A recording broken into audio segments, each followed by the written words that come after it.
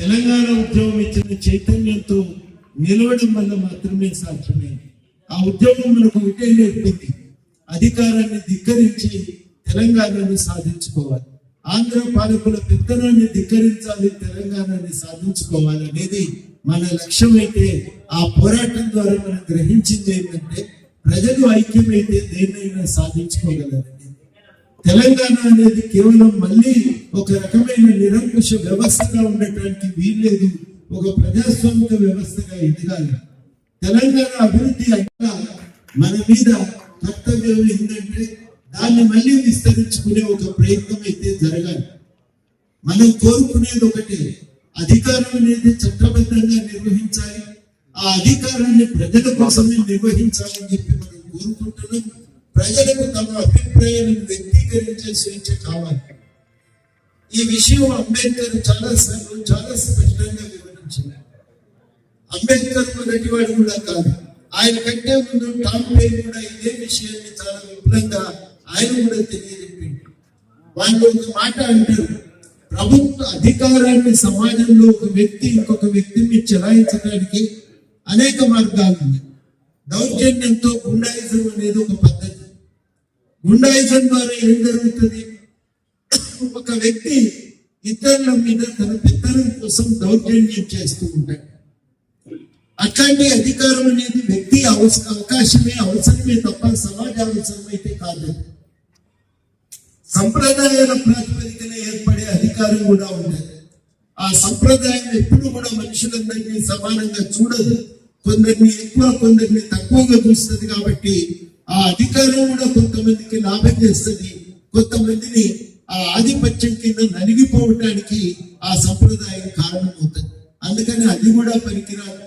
ప్రజలందరికీ మేలు చేసే అధికారం ఎప్పుడు వస్తుంది అంటే ప్రజలచే ఎన్నుకోబడి ప్రజల కోసం పనిచేసేటువంటి ప్రజాస్వామిక ప్రభుత్వం వచ్చినప్పుడే ఈ సమస్యలు పోయి ప్రజలందరి కోసం పనిచేసేటువంటి వ్యవస్థ ఏర్పడుతుంది.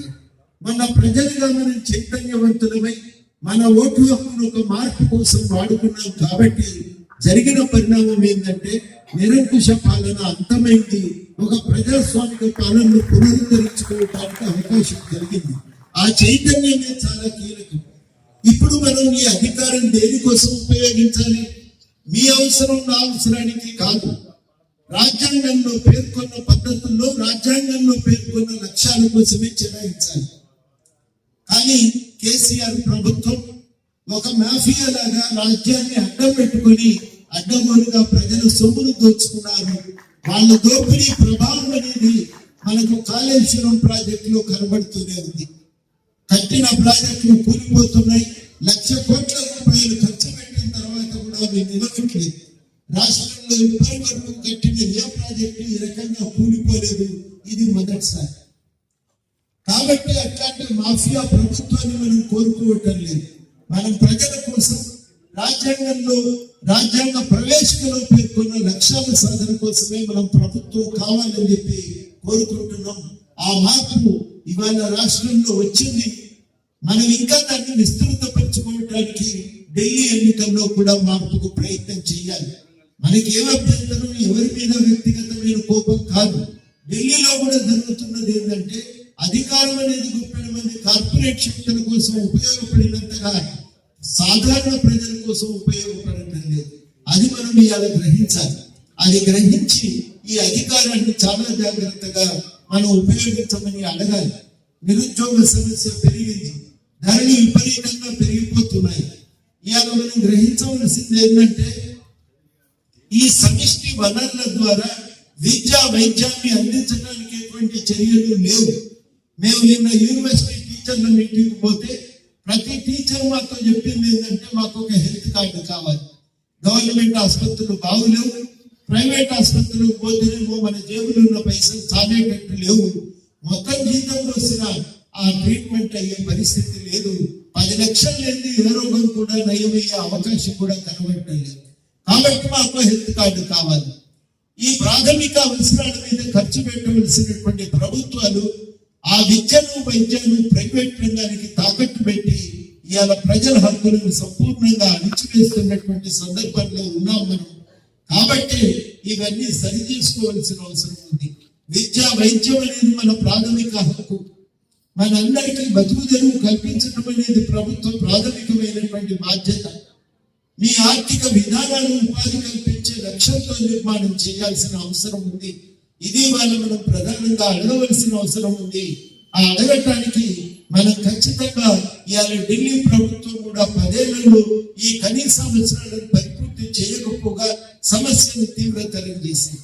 నిరుద్యోగ సమస్య 4-5 రెట్లు పెరిగింది. విద్యా వైద్యం అందకుండా పోయాయి. ఇవాళ ప్రజలకు కనీస మౌలిక అవసరాలు కూడా తీరలేని పరిస్థితి. ఇది సమస్య. ఈ సమస్యకు పరిష్కారంగానే మనం అభివృద్ధిని, ప్రజలందరికీ న్యాయం చేసే అభివృద్ధిని కోరుకోవాల్సిన అవసరం ఉంది. దానికోసమే మనం ఒక మార్పును ఇవాళ అడుగుతా ఉన్నాం. చాలా మంది అనుకోవచ్చు, మనం ఈ మార్పులన్నింటినీ ఆశించడానికి, ఈ మార్పులన్నింటినీ సాధించుకోవటానికి మనం నిజంగా ఈసారి కూడా మళ్ళీ ఆ కృషిని కొనసాగించవలసిన అవసరం ఉంది. మనం ప్రధానంగా అడిగేది ఏమంటే, మీరందరూ ప్రజలను సమన్యాయంతో చూడండి. మనుషులు అందరూ కూడా సమానమే. సమానమే అంటే అర్థం పొడుగున్న వాళ్ళ తలనరికి పొట్టిగా ఉన్న వాళ్ళతో సమానంగా చేస్తామని అర్థం కాదు. సమానం అంటే తెల్లగున్నోని కూడా నల్ల పెయింట్ వేసి నల్లగా చేస్తామని అర్థం కాదు. సమానం అంటే అర్థం ఏంటంటే, మీకు సమానమైన అవకాశాలు ఇస్తాం. మీరు పరీక్ష రాయించుకుంటే అర్హతలు ఉంటే అందరితో పాటు కులం ఏదైనా, మతం ఏదైనా, లింగ విభేదాలతో నిమిత్తం లేకుండా, ఆర్థిక తారతమ్యాలతో సంబంధం లేకుండా అందరికీ సమానమైన అవకాశాలు కల్పిస్తాం. ఇది మనం అడుగుతున్నాం. మేము మహిళల మీటింగ్ పోతే వాళ్ళు ఒకసారి అన్నారు, అందరూ మాకు స్వేచ్ఛ లేదు అంటే నీకేం తక్కువైంది, వంట వండేది మీరే కదా, ఉప్పు ఎంతైనా వేయచ్చు, కారం ఎంతైనా వేయచ్చు, ఏ కూరైనా వండొచ్చు, మీ స్వేచ్ఛకి తక్కువైంది అని చెప్పి మేమందరం ఉపన్యాసం ఇచ్చినాం. ఉపన్యాసం ఇస్తే వాళ్ళు ఒక మాట ఏమన్నారంటే, నేను వండను అనే అధికారం నాకుందా? లేదు, వండను అనే అధికారం లేదు అదే అందరిలో మూతపడ్డాయి నాతో యుక్తంగా. కాబట్టి కీలకం ఏంటంటే, నేను వండను, నేను చదువుకుంటా, ఆఫీసర్ అయినా, కలెక్టర్ అయినా, ఇతరం కలిసి ఇట్లా వంట వండుకుందామని అనగలిగేటువంటి శక్తి ఎప్పుడు వస్తుందో అప్పుడు స్వేచ్ఛగా ఉపయోగించుకునే అవకాశం దొరికింది. అవునా కదా? కాబట్టి అది మనం మొట్టమొదటి అడుగుతున్నాం. ఆ అవకాశం నాకు కావాలి. రెండవది ఏంటంటే, ఈ అవకాశం నాకు ఎప్పుడు దక్కుతుంది? నాకు చదువుకోవాలని ఉంది. నా పిల్లల్ని కూడా నేను డే కేర్లో పెట్టి స్కూల్కు పోయి చదువుకోవటానికి నాకు అవసరమైతే ప్రభుత్వం కొంత ఆర్థిక సహాయం అందించి చదువుకోవటానికి తోడ్పడితే అప్పుడు నేను కూడా చదువుకుంటా. నేను కూడా ఒక కూలీనాలి చేసుకునే బతికే స్థాయి నుంచి ఓ టీచర్ని అవుతా, ఓ ఆఫీసర్ని అవుతా, ఓ డాక్టర్ని అవుతా అని మనం కూడా మన అవకాశాన్ని వాడుకోగలం. సహాయమే చేయకుంటే అవకాశం ఇచ్చే లాభం ఉండాలి కదా. సహాయం ఉంటే అవకాశానికి అర్థం ఉంటుంది. సహాయం లేకపోతే అవకాశానికి అర్థం లేదు. మన దేశంలో చాలా మంది పేదవాళ్ళు, కొంతమందికి అయితే సమాజం వివక్ష కూడా చూపుతుంది కులం పేరుతో. అట్లాంటి వాళ్ళందరికీ కూడా అవకాశం వాడుకోవాలంటే వాళ్ళకు కూడా మనం కావలసిన సౌకర్యాలు కల్పించాలి. ఏం సౌకర్యాలు ఏమక్కర్లేదు, పొద్దున పోయి దేవుని ముక్తి అయిపోద్ది అని పల్లెలకు అదే అన్నం వస్తుందా? రాదు కదా. దేవుణ్ణి మొక్కుతాం ఎందుకంటే అదో భరోసా, ఓ తృప్తి. కానీ చెయ్యవలసిన పని చేయకపోతే జీవితంలో అర్థం లేదు, మన బతుకు నడవదు. అందుకని మనం కూడా ఏం కోరుతున్నామంటే, చెయ్యవలసిన మాకు అవకాశం ఇవ్వండి, మేము ఎదగటానికి సౌకర్యాలు కల్పించండి. ఆ పని ఎవరు చేయాలి? ప్రభుత్వమే చేయాలి. ప్రభుత్వమే చేయాలి. గుళ్ళ పోతే ఆయన మొక్కుతాడు, ఆయన పని ఆయన చేస్తాడు. పాపం ఆయన మనం ఏమంటానికి లేదు. కానీ ప్రభుత్వం చేయవలసిన పని ప్రభుత్వం చేయకపోతే నష్టం జరుగుతుంది. అవునా కాదా? కాబట్టి మనం అడగవలసింది ఏంటంటే, ఢిల్లీలో గవర్నమెంట్ కానీ, గల్లీలో గవర్నమెంట్ కానీ మాకు సౌకర్యాలు కల్పించండి, మా అవకాశాలను వాడుకోవటానికి మాకు కావలసినటువంటి సౌకర్య పరిస్థితులు తీసుకురండి అని మనం కోరుతున్నాం. ఆ మార్పు జరిగితే మనం బాగుపడతాం, లాభపడతాం. ఈ మార్పు తేకపోతే నువ్వేవారు అడగన్నా వద్దా? నీకెక్కడ అధికారం? నా ఓట్లను పుట్టినోడివి కదా. కాలేజీ మాటల్లో చెప్పాలంటే నా ఓట్లను పుట్టినోడివి కదా. నా సమస్యను పరిష్కరించకపోతే నీకెక్కడిది అధికారం కుర్చీలో కూర్చునేదని చెప్పవలసి వస్తుంది. నా పని ఎవరు చేస్తారో నేను గవాళ్ళకే ఓటేస్తాను అనాలి. ఈ మాట మనం అనకపోతే మనం మునుగుతాం. పైసలు ఇస్తారు. ఇవాళ 1000 రూపాయలు ఇస్తున్నాడంటే వాడికి మిగులుతున్నాయి. లేదు ఎందుకు ఇస్తాడు? ఇయ్యాలి కదా. కాబట్టి మనం ఇవాళ పెట్టుకోవాల్సింది ఏంటంటే 1000 ఇస్తాడు, చేతుల సీసా కూడా పెడతాడు. ఇక దాగి మగోళ్ళు వచ్చి ఆడవాళ్ళని కొట్టుడు తప్ప వేరే ఏం లేదు. కూరగాయలు తాగుడికి అలవాటై ఎన్నికల దాకా బయట తాగుతాడు, కానీ ఎన్నికలు అయినందుకు ఇంట్లో దాచుకున్న పైసలు ఎత్తుకుపోయి తాగుడు మొదలు పెడతాడు. మనకెందుకు ఇవి కాదు. మనకు కావాల్సింది మాకెవడు బతుకు తెరువు చూపుతాడో, మా జీవితాన్ని ఎవడు బాగు చేస్తాడో గవానికి ఓటేస్తామని నిర్ణయించుకుని మన అధికారాన్ని వాడుకోవాలి. గద్దర్ అదే చెప్తాడు, ఓటు అనేది ఆయుధం. అందరికీ సమానంగా ఓటు ఉన్నది. పైసలు ఉన్నా లేకున్నా అందరి ఓటు విలువకు సమానం ఉంది. ఓటు విలువ సమానం ఉంది. పైసలు ఉన్నాయని ఓటు వేస్తే 2 ఓట్లు, పైసలు లేకపోతే 1 ఓటు అవుతుందా? కాదు కదా. అందరికీ ఒకటే విలువ. మరి అందరి ఓటు విలువ ఒకటే అయినప్పుడు ఆ ఓటును వాడుకోగలిగితే మన అవసరాలు తీరుతాయి, మన కష్టాలు తీరుతాయి. అది గద్దర్ చెప్పిన మాట. మారాలంటే సమాజం మనం ఓటును వాడుకోవాలనేటువంటి మాట ఆయన చెప్పడం జరిగింది. ఇవాళ మనం చాలా సీరియస్ గా ఢిల్లీలో కూడా ఈ మాట్లాడగా 16 లక్షల కోట్లు పైసలున్న పెద్ద సీట్లు రద్దు చేసింది. 16 లక్షల కోట్లు పైసలున్న పెద్ద సీట్లు రద్దు చేసింది. రైతుల రుణమాఫీ చేయాలంటే మాత్రం ఎవరికి పైసలు ఎక్కడి అనే ముచ్చటే వినబడుతున్నది. ఇంకా విచిత్రమైన ముచ్చట ఏంటంటే ఆడోళ్ళు బస్సు ఎక్కే వరకే బస్సు లాభమైపోతున్నాయి. ఇన్ని రోజులు మనం ఎక్కకపోతే వాళ్ళకి ఏం కాలేదు. అంత బస్సులు చక్కగానే ఉన్నాయి. మరి ఇవాళ ఒక సౌకర్యం దొరికింది కదా. అమ్మ మీరు ఒక మాట చెప్పుకుని నాకు బస్సు ఫ్రీ ఉన్నది కాదని ఉండిపోయిన హైదరాబాద్ దాకా ఎవరైనా పోయేటోళ్ళు ఉన్నారా? కానీ పొద్దున్నాక జోకులు ఏం వేస్తున్నారంటే పప్పు తక్కువ దొరుకుతున్నారని హైదరాబాద్ పైన పోతున్నారని చెప్పి రాసి ఎవరికి పనిలేదా? అవకాశం ఉంటే అవసరం ఉంటే బస్సును వాడుకుంటాం. కానీ సమ్మక్క జాతర ఇన్ని రోజులు పోలే. ఇంట్లో పైసలు లేవు కాబట్టి మొగోళ్ళు పైసలు పెట్టుకున్నారు, పోయిండు. ఎంతో ఒకళ్ళు తీసుకుపోయారు, మిగిలిన వదిలేసిపోయారు. ఇవాళ ఫ్రీ బస్సు కాబట్టి పోతాం కదా. అవి పెట్టేది లేదు కాబట్టి పోతాం కదా. ఊళ్ళకి కూరగాయలు కొనుక్కొని వచ్చేటోళ్ళు, హైదరాబాద్ వచ్చి వరంగల్కి వచ్చి కూరగాయలు కొనుక్కొని ఊళ్ళో పోయి అమ్ముకునేటోళ్ళు దప్పలు పెట్టుకొని ఖర్చు పైసలు మిగిలినట్టే కదా. 100 రూపాయలు జేబులో పడ్డట్టే కదా. మరి ఈ సౌకర్యం మనకు స్వేచ్ఛను ఇస్తున్నది కదా. మనం గౌరవంగా బతికే అవకాశం అయితే ఇస్తున్నది కదా. తల్లిగారింటికి కావాలంటే పైసలు ఎక్కడి మళ్ళీ వదులుతీ అని అన్నారు ఈ రోజు. ఇప్పుడు మనం కావాలంటే పోయి వస్తున్నాం కదా. అవకాశం అయితే దొరికింది. మనం వచ్చేసరికి ముచ్చట్లు చాలా వస్తాయి. కానీ న్యాయం ఎక్కడనైనా పేదలు అడిగేసరికి సమస్యలు వస్తాయి. చెయ్యాలనేసరికి చేతులు వెనుకపోతాయి, కాళ్ళు వెనుకెక్కిపోతాయి. అది మనం ఇవాళ అడగాలి. ఢిల్లీలో గవర్నమెంట్ లక్షల కోట్ల రూపాయల్లో నాకెళ్ళి ఇచ్చిండ్రు, నువ్వెళ్ళి నిన్నావు, మందికి వెళ్ళి పెట్టినావు పైసలు పెద్ద సెట్ల కనీసం మనం అడగవలసినటువంటి సమయం వచ్చింది. ఈ విషయం మనం ఇవాళ సీరియస్ గానే అడగవలసి ఉంది. అది అడుగుదాం. న్యాయాన్ని సాధించుకోవడానికి ఈసారి మన హక్కును ఖచ్చితంగా మనం ఉపయోగిద్దాం. మేమంతా కూడా డైరెక్ట్ గా చెప్పకపోయినా పరోక్షంగా చెప్పినా ఏదో కొంచెం మధ్యనే కనబడుతున్నది. ఈసారి కాంగ్రెస్ కి అయితే వేద్దాం. మరి ఢిల్లీలో గవర్నమెంట్ ఒకటే ఉంటే పవర్ఫుల్ గా పనిచేస్తుందని నిన్నమ్మని దాకా డబుల్ డెక్కర్ సర్కార్ అని చెప్పి అన్నారు కదా. మరి ఈడ ఒక సర్కార్ వచ్చింది, ఢిల్లీలో అదే వస్తే పైసలు ఆడికెళ్ళి వస్తాయి కదా. మరి మనం ఎందుకు ఆలోచన చేయకూడదు? ఇవన్నీ కూడా ఆలోచన చేయవలసినటువంటి సమయం వచ్చింది. మన ఓటును జాగ్రత్తగా వాడుకోవాలి. అందరికి ఒక అనుమానం వస్తుంది, నేనైతే పార్టీ వెంకటనారాయణ సార్కి ఏం పని,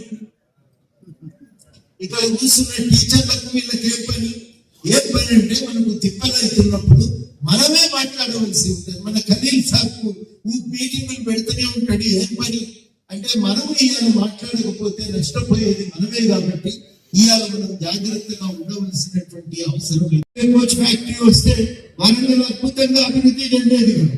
ఇవాళ వరంగల్ యొక్క పరిస్థితి ఏంటంటే ప్రైవేట్ కాలేజీలలో స్కూళ్ళల్లో టీచర్లు పొందే జీతాలు తప్ప నాకు తెలిసి వరంగల్లో ఆదాయం ఇంకొక మార్గం లేనే లేదు.